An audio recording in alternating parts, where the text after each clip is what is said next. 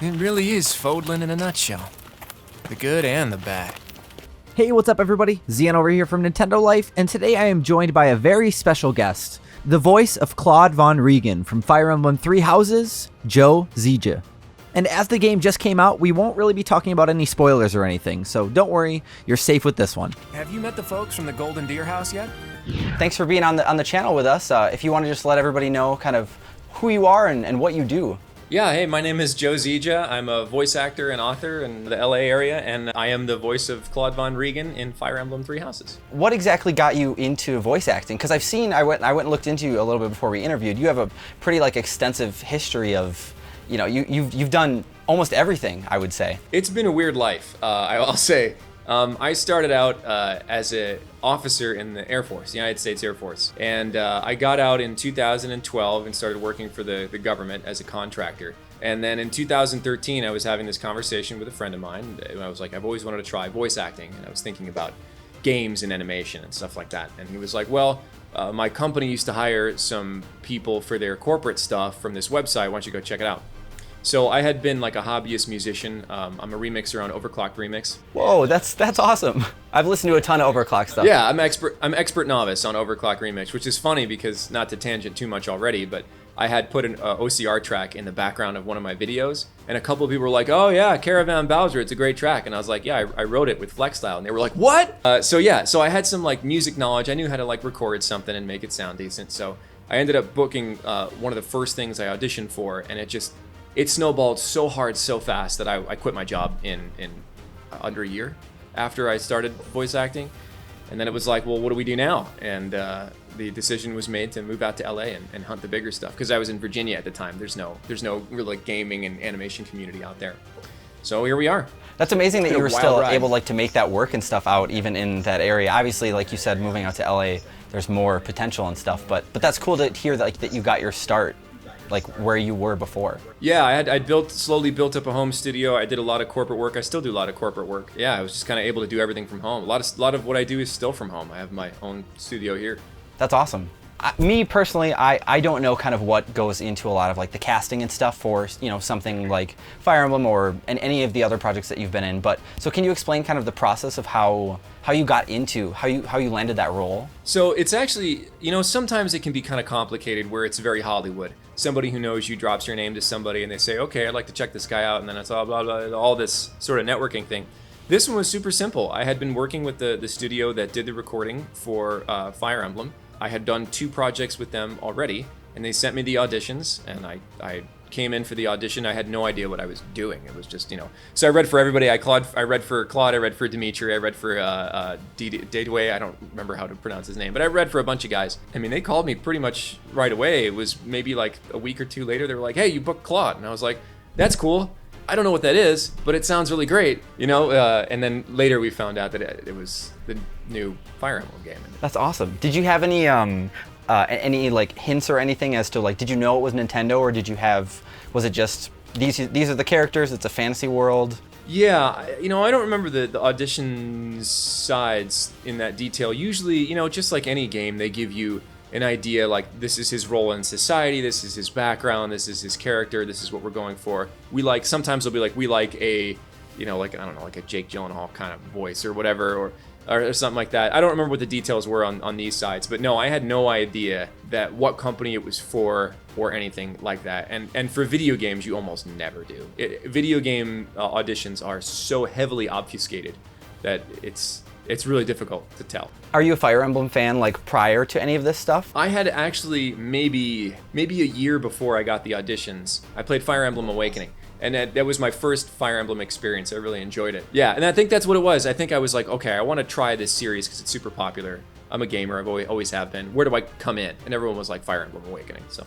And then with your recording process as well, you said you have a full studio at home, which it looks like, I can't see much of it from here, but it looks fairly impressive from what I can see.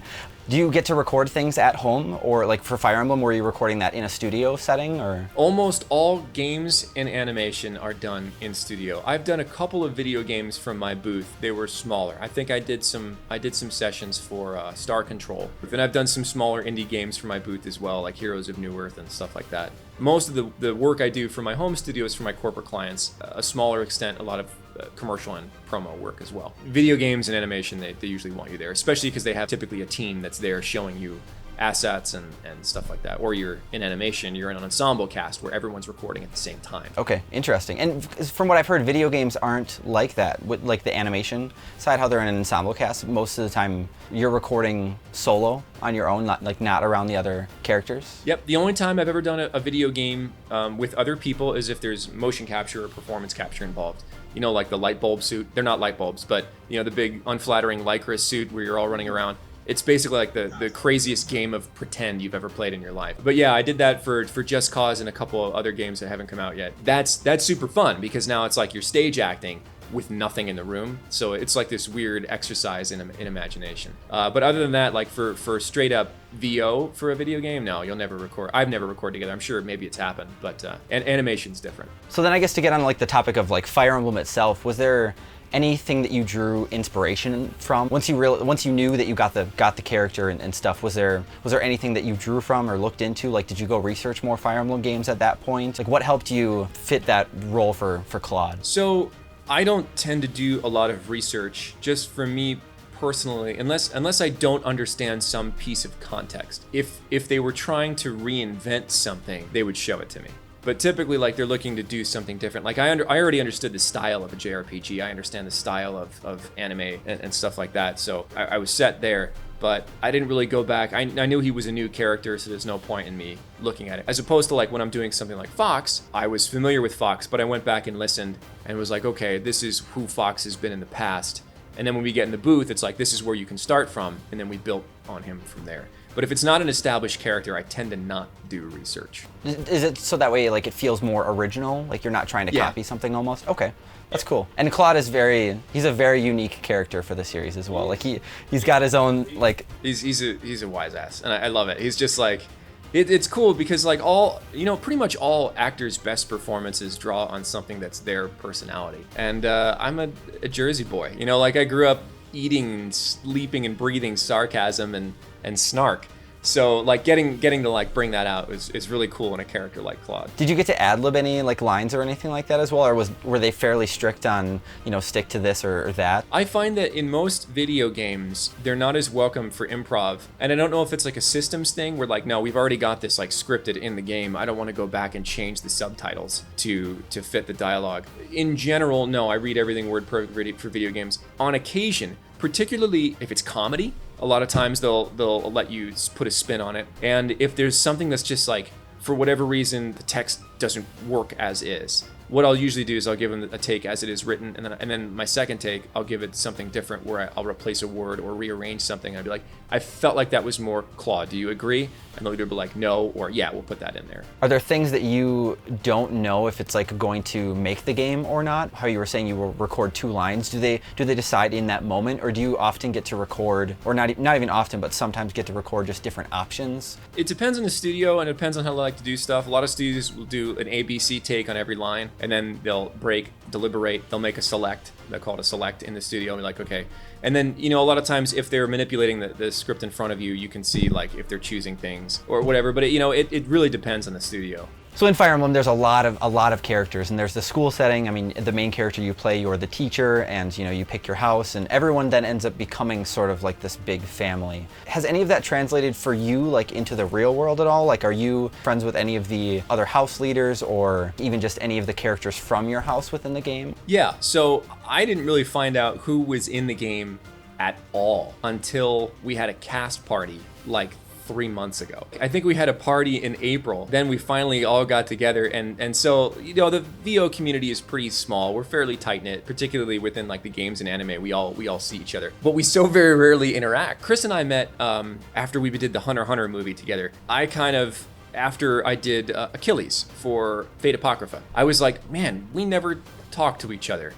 And this is like a great cast and everybody likes what's going on. Why don't you guys come over to my studio and we'll screen it? So I just like sort of reached out to a bunch of people I didn't know. I was like, come to my house. I'll have food and we'll watch this thing together. And it turned out to be one of the best things I'd ever thought of, because I got to meet all the people that I was in the cast with, people that I had serious emotional moments with in that series. Like Allegra Clark and I had never met each other. She was Adelante. It was really cool to get everybody together, but like if you don't do it as an actor, like it's not going to happen. So to go back to your question, Chris and I have gotten a lot closer after this game, but as far as everybody else, like I didn't even know they were in the game until a couple months ago. And most of the ones that I knew, like I know Allegra's and I know Faye Mata is in it. I think Faye Mata is in it. The cast is so huge too, so it's hard to keep track. Are you able to say how long you've been like working on this project for as well? When you got cast for it? I think it was about a year, maybe. There is a tremendous amount of time in the studio. Like there is so much dialogue in this game, and they just voiced all of it. It's just like, you know, some games will leave out a lot of like the color text and stuff like that, but man, they just went full throttle, and it was great because a lot of times if they do leave out the color text, you're leaving out the color for the cutscenes and stuff like that. So you may not understand as an actor the interactions you've had with said character over, you know, the last 6 hours of gameplay, all of which was unvoiced. But in here, it was great because I got all the context. I knew exactly how I felt about Leonie and exactly how I felt about Raphael, and it was really cool. The flip side is it takes a long freaking time. I mean, I was in the booth for dozens of hours. Definitely shows in the game. Feels so authentic. It really in the game feels like you guys are there chatting with each other. You know, you're right, and I think it's for a couple of reasons. I think it's one, because the localization team is excellent. We as actors can only work with the stuff that you give us. So if it's a script that wasn't localized well, you're gonna get bad performance. It's gonna sound stilted and weird. The last 2 games I've done, Fire Emblem and Judgment, the new Yakuza game, those localization teams are phenomenal. They put in colloquialism, they translate vernacular, they translate stuff in ways that not just takes the words and makes them mean the same thing, but makes the feeling the same thing and puts it in the voice of the character. It's been really exceptional to see how localizations have improved in just the last couple of years. And again, you know, like being able to voice all of it, we had a lot more context, who these people were that I was talking to and what Claude felt about them. And then to dive a little bit into spoiler territory, but to keep it somewhat safe. The time skip? Yes, correct. It was kind of in the trailers, wasn't it? Yeah. When that happens, did you change your voice or anything like that at all for your character? Or did you feel you were still the same character? That was something we focused a lot on when we were building, you know, Claude as a character, was how different is he from pre and post time skip. 5 years can do a lot to somebody, and you know, you look at some like Dimitri's character, wildly different. You know, Claude's personality, I don't think is one to take. He takes everything in stride. So his difference, like he's learned a lot, he's wizened up, he's stronger mentally after you get past the time skip. It wasn't as dramatic for him. He still had that wit, right? But it was a little bit wiser. It was a little more sensitive. Have you gotten to play the game yet at all? No, I haven't gotten to play the game at all. I don't have a copy yet. So generally what I do is like, so as an actor, the games you're in, I'm not gonna say they're ruined for you, but the experience is distinctly different than going in as a gamer, right? So like, I kind of know the characters, and it's just a different experience. It's not the same as sitting on your couch and playing it and experiencing that story for yourself. Usually what I do to recover, and I use that word loosely, recover the experience, is I've been doing Twitch streams where I'll go through games that I'm in, and I'll just go through them with fans. And so like we get to experience it together in a more relaxed context than like a con or a signing or something like that. And it's fun to hear everybody's comments on how I'm playing the game, because I was in Ace Combat 7 and we went through the whole game together with fans. I had 100 people show up pretty much every time I jumped on, and they were all telling me which aircraft to pick, and we all laughed when I crashed in the mountains together, and it ends up being like a really good time. So back to your question, I'm definitely gonna play the game, but I'm gonna wait a little bit until fans have had time to experience it themselves, and then I would love for them to experience it with me. Do you have a favorite class that you like to play as when you played Awakening, or in this new game, could you see yourself like shifting Claudes? I mean, granted, as long as you pick the Golden Deer. Am I really not gonna pick Golden Deer? Maybe you want to see another route, I don't know. I mean, I'm sure I will, but... Could you see yourself shifting him into like a different class besides? I haven't gotten a good brief yet, and that's probably on me, because I know that the information's out there of what the classes are in Three Houses and how they interplay. I don't remember my strategy for Awakening. I tend to be like just this brute force kind of person. I don't play with a lot of nuance. Even in other games? Yeah, even in other games. It really depends on the game. I'm excited to mix it up and see how it goes. You've done tons of stuff. You've written three novels, right? Maybe more? I'm not sure. Yep. Well, I've written a lot of novels, but the three that I published, the third one is coming out September 2019. Wow, awesome. And you're also a musician too. Have you ever gotten to, I sing in a band, and I've always wanted to try blending that into like the world of games if I could. Has being a voice actor, has that opened any doors for your music or even like your writing? You know, I've seen some really interesting, because I write science fiction and fantasy, which is an easy crossover to a lot of gaming elements. I haven't seen anything yet come up where it's like a crossover, but every once in a while I have a really interesting conversation. I'm like, well, this could go somewhere. You know, it's like that Hollywood thing where you plant a lot of seeds and then, you know, which one of them is going to grow. For music, every once in a while on the corporate side, I'll get to write music for a commercial. It's very rare. Most of the time they have something picked out before they get to me, but every once in a while they'll be like, hey, do you need music for this? Because I'll write it for you. And a couple of times they've said yes. Maybe I'll get like, you know, 3 or 4 of them a year, but I'll get to write something for a commercial. And I always put video game music in it that the client doesn't know about. So like any like there's been commercials that have aired, and like if you listen real close, you're like, was that Chrono Trigger? That was Chrono Trigger. So like I just put like a little motif in there. It's just like my little signature. But so you mentioned earlier that you did an interview with Tom way back when for Star Fox. Can you talk about that at all? What you did with Star Fox and how it was to actually play Fox McCloud as a character? Yeah, that was pretty wild, I gotta say, because I moved to LA and then like 3 months later, someone hands me Fox McCloud and I'm like, I just got here. Like, can you calm down? Because if I peak now, if I'm peaking 3 months after I get here, then we're gonna have a bad time. They were looking for a Fox. I had no idea what was going on. I get this email. They're like, hey, can you come in next week? Here's an NDA. Like, I wasn't even familiar with the they emailed me. And I was like, all right, sure, whatever. You know, I do dozens of things with clients every week, so it's just another thing. And then I see Nintendo on the agreement, and I'm like, what is this? I was like, well, okay, that's weird, but all right, I'll see you next week. Then like the night before the booking, like I was supposed to come into the studio. They didn't even send me the sides. I don't think they sent me the script or anything, but it was like something, blah, blah, blah, Fox McCloud. And I was like, what? And I remember like jumping up and being like, my wife's name is Ariel. I was like, Ariel! She's like, what? I'm like, Fox McCloud! She's like, what are you talking about? I was like, this is like, what are we bringing it? It was just like this freak out moment. So out of left field. And all of a sudden, like I'm walking into a studio and there are 3 people from Nintendo and the director, and they're like, hey Fox. And I'm like, this is the strangest thing I have ever experienced. And it was so soon after me moving to LA. I've only been in LA since 2015. I think we recorded in early 2016. And so, yeah, that was a really cool experience. I got to not reinvent Fox a little bit, but they didn't want a previous version of Fox. They wanted, the director used the phrase Fox with teeth. So they wanted him to be a little grittier. They wanted him to be a little more serious, a little more military.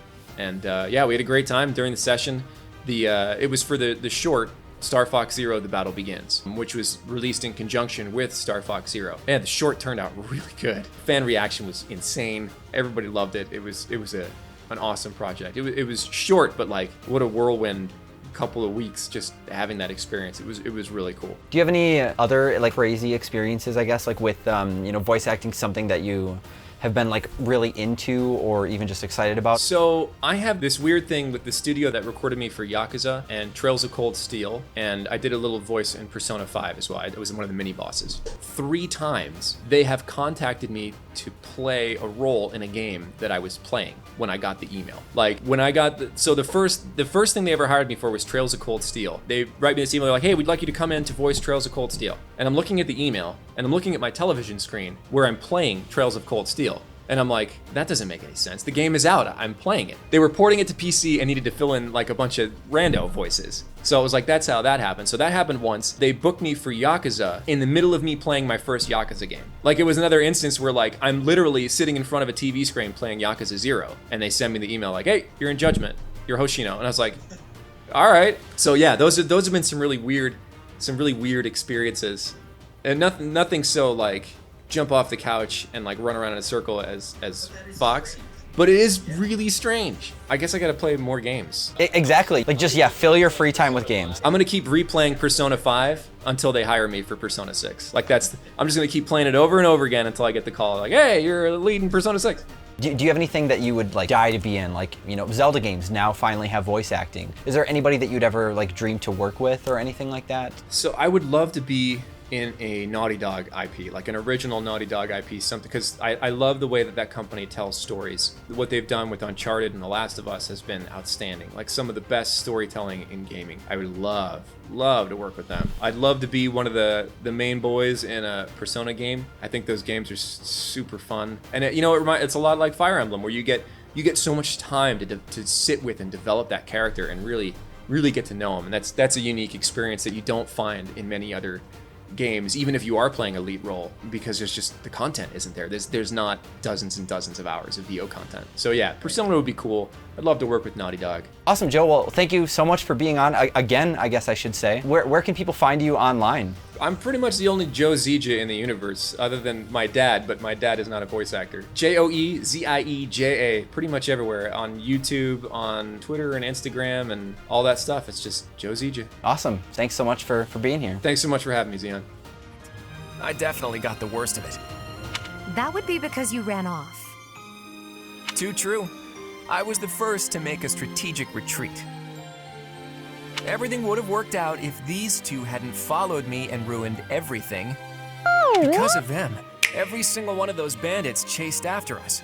Utterly ridiculous. Ah, so that's what you were thinking, Claude. And here I thought you were acting as a decoy for the sake of us all.